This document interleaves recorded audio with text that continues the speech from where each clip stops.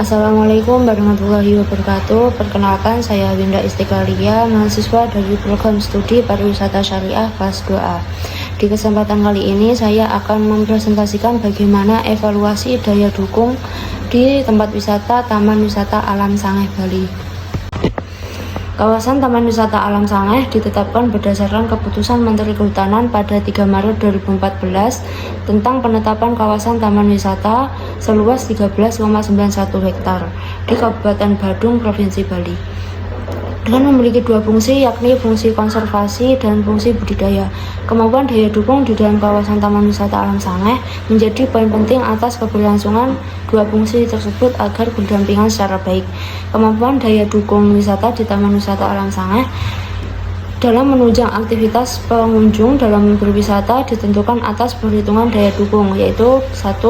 Dengan daya dukung physical carrying capacity atau daya dukung fisik, yang kedua daya dukung real atau real carrying capacity, dan ketiga daya dukung efektif atau effective carrying capacity.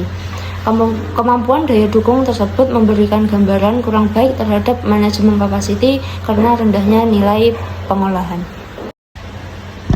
Yang pertama dari penentuan nilai daya dukungnya adalah 1. Daya dukung fisik atau physical carrying capacity. Daya dukung ini sejatinya untuk mengetahui batas maksimum dari suatu kunjungan wisata dengan mempertimbangkan kepuasan dalam aktivitas wisata dalam satuan waktu tertentu, yang digunakan sebagai landasan untuk mengetahui PCC atau physical carrying capacity. Berdasarkan penilaian terhadap indeks dari masing-masing faktor koreksi, maka dapat diperhitungkan nilai yang akan menentukan daya dukung wisata alam di Taman Wisata Alam Sangeh ini dapat dilihat di tabel sebagai berikut.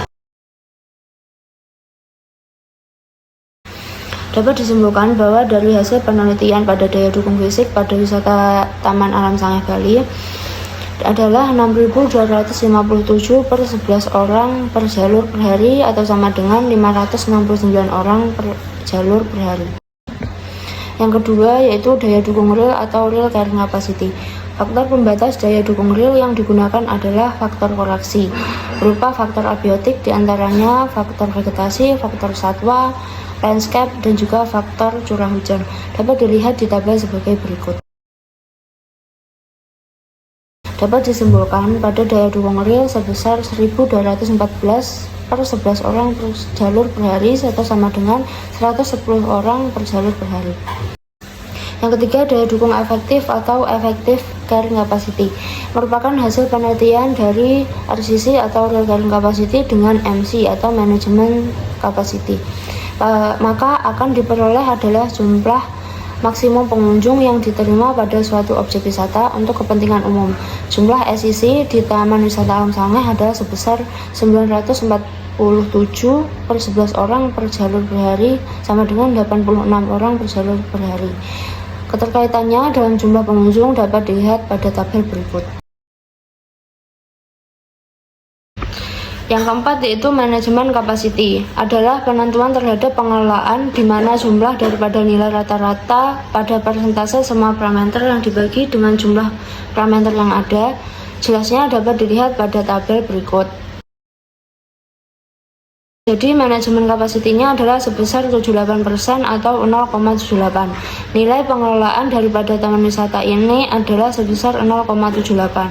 Jadi ketika jumlah manajemen kapasiti menunjukkan angka yang rendah berdasarkan atas perhitungan manajemen capacity dibandingkan dengan real carrying capacity, menunjukkan pengelolaan Taman Wisata Alam Sangeh turun dengan angka pengelolaan sebesar 0,78.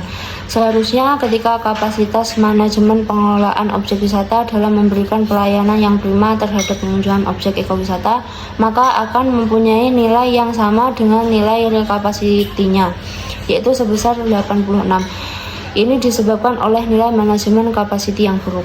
Sekian yang dapat saya sampaikan terkait evaluasi daya dukung di Taman Wisata Alam Sangeh Bali. Kurang lebihnya mohon maaf. Wassalamualaikum warahmatullahi wabarakatuh.